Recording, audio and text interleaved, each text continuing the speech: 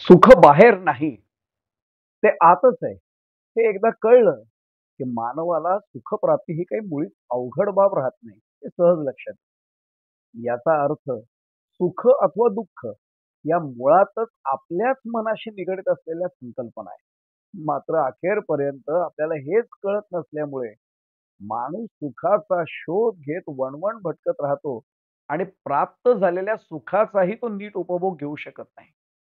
या संदर्भात जगद्गुरू विश्ववंद्य संत श्री तुकाराम महाराज यांचा सर्वांच्या पाठात असलेला एक चरण आवर्जून नमूद करावासा वाटतो. तुकोबाराय म्हणतात, ठेविले अनंते तैसेच राहावे चित्ती असो द्यावे समाधान. अनेकांना या चरणाचा नेमका अर्थ लक्षात येत नाही. आहे त्यातच समाधान माना असं तुकोबाराय आम्हाला सांगतात. याचाच अर्थ आम्ही प्रगती करू नये, आर्थिक उन्नती साधू नये, असं काही तुकाराम महाराज आम्हाला सांगतात, असंच अनेकांना वाटतं. म्हणजे ते आम्हाला निष्क्रिय होण्याचा सल्ला देत आहेत. असाही या चरणाचा अयोग्य अर्थ, चुकीचा अर्थ अनेक जण लावतात.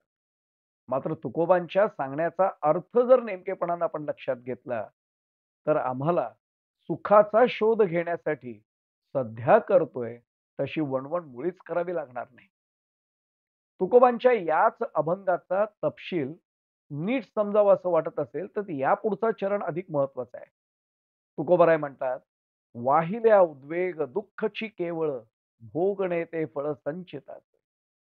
आमच्या जीवनात सज्जनो नेमकं हेच तर घडत असतं. आणि म्हणूनच तर मिळालेल्या सुखाचा आनंद दूरच राहिला. त्याची साधी जाणीव देखील आमच्या मनाला होत नाही. आणि मग आम्हाला काय मिळालं याबाबत सुख आणि आनंद मानण्याऐवजी आम्ही आम्हाला काय मिळालं नाहीये याचंच सतत दुःख करीत राहतो.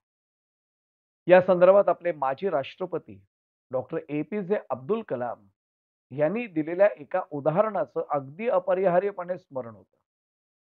एखाद्याच्या पायात जर तुटक्या, फाटलेल्या चपला असतील, तर अशा व्यक्तीला त्याबाबत वाईट वाटत असतं. स्वाभाविक आहे. अशा व्यक्तीला डॉक्टर कलाम यांनी मोलाचा सल्ला दिला होता. ते म्हणायचे, की अशा व्यक्तीनं काही काळ रस्त्याच्या कडेला थांबून रस्त्यावरून ये-जा करीत असलेल्या व्यक्तींच्या पायांचं केवळ निरीक्षण करत राहावं. थोड्याच वेळात त्याला अशा काही व्यक्ती दिसतील, की ज्यांच्या पायात फाटक्या, तुटक्या चपला देखील नाहीये. त्या व्यक्ती अनवाणी पायानं रस्त्यावरच्या उन्हाचे चटके सहन करत मार्गक्रमण करत असताना दिसतील. आणखी काही काळ असंच जर आपण निरीक्षण करत राहिलो, तर ज्यांना चपला घालण्यासाठी पायही नाहीयेत, अशी दुर्दैवी व्यक्तीही आपल्याला कदाचित दिसू शकेल. असं निरीक्षण केल्यावर मग त्या व्यक्तीचं दुःख आपोआपच दूर होईल. मग त्याच्या लक्षात येईल, की अरे निदान मला फाटक्या का होईना, पण चपला तरी उपलब्ध आहेत.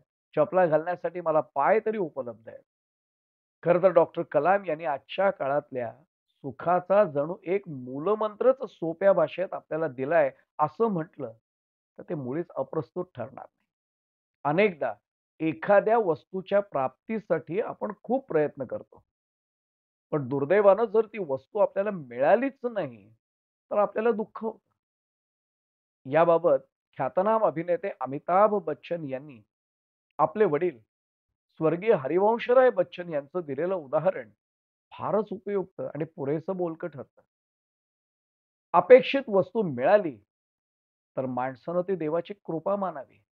मात्र जर ती मिळाली नाही, तर ती देवाची आपल्यावरील असीम कृपा आहे, असंच ते म्हणायचे.